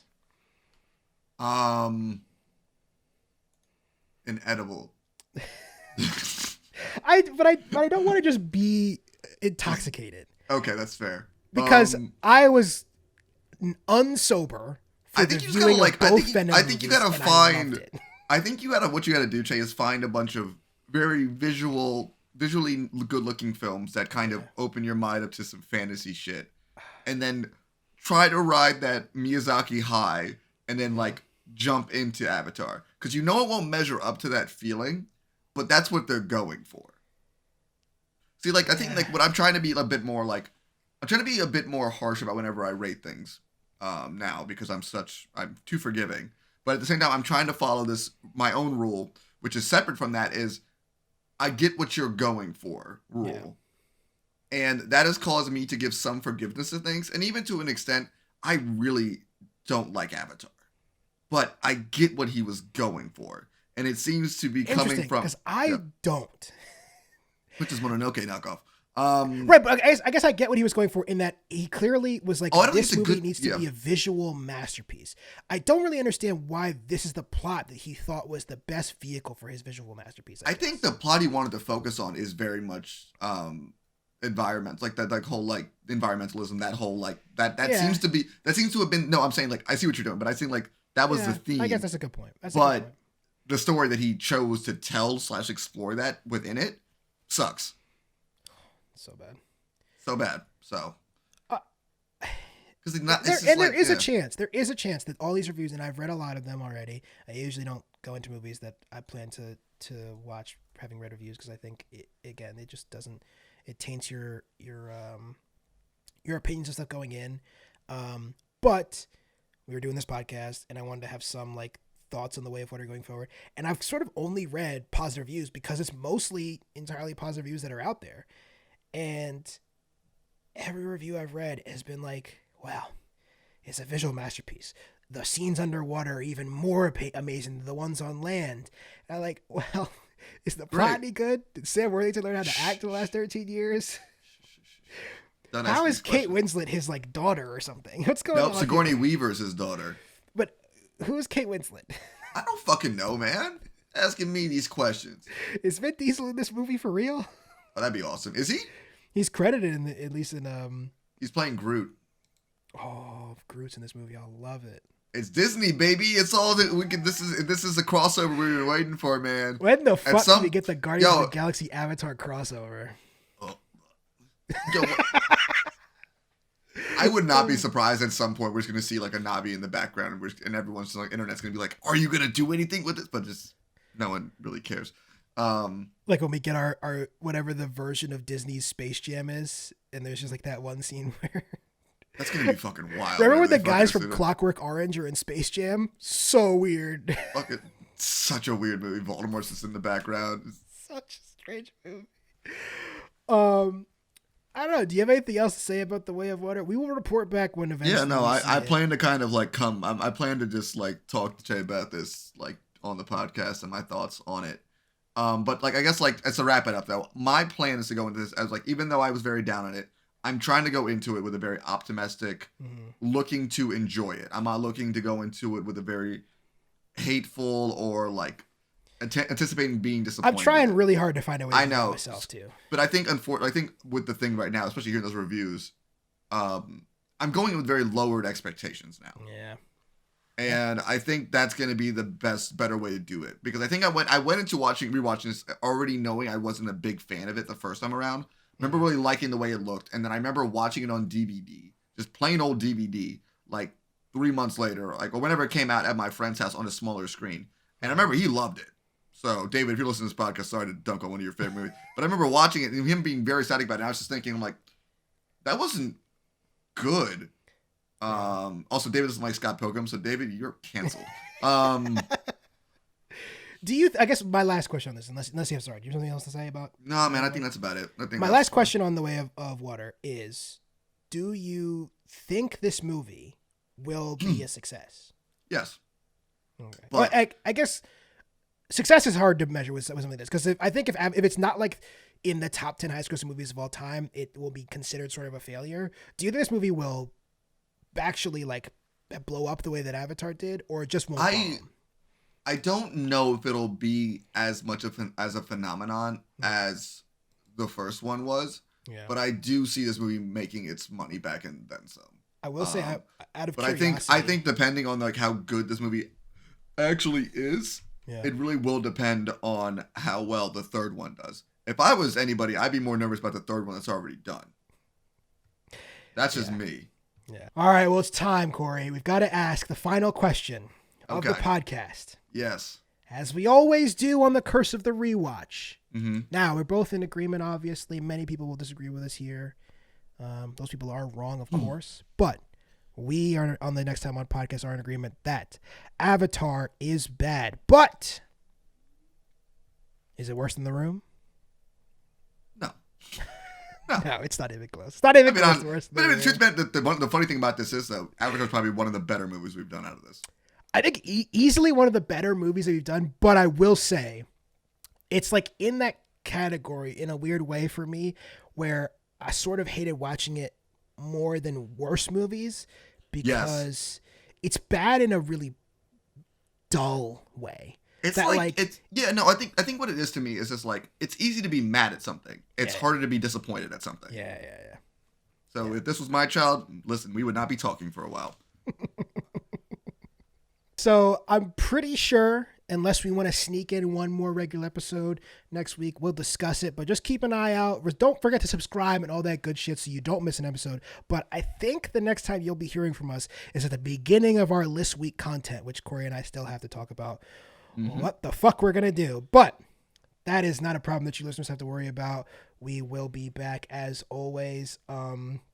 Like I said, don't forget to like and subscribe if you're watching the YouTube channel. If you're not watching the YouTube channel, go to youtube.com/@nexttimeonpod to check out the YouTube and all that good stuff.